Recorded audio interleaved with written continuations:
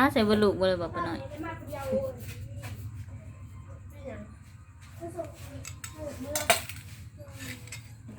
กระแดงเลยค่ะ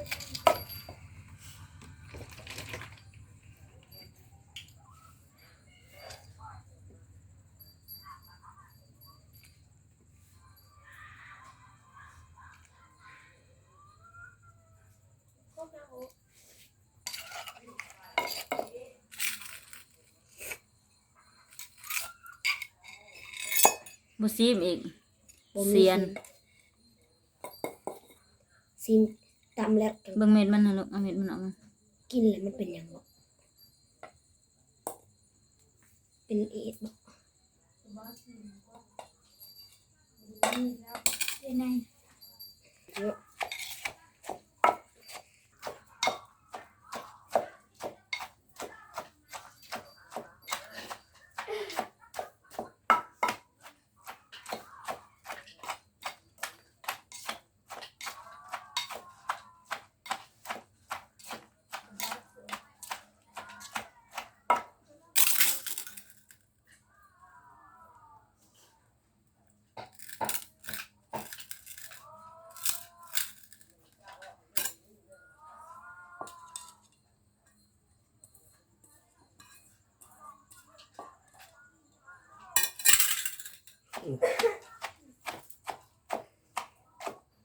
ขึ้นมากับไรง่ายจ้ะ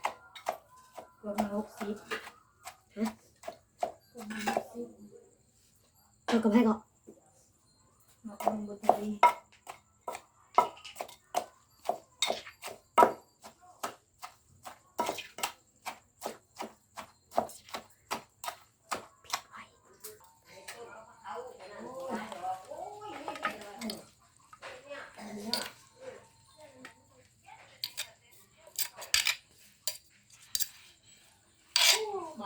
ไม่แล้ว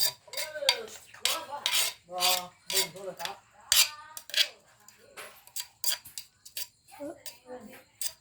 เดี๋ยวก็เสร็จว่าทำว่าหรือว่าเป็น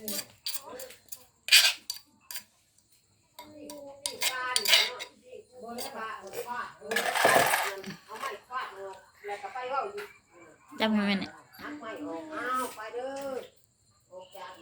สีมือป้าน้อย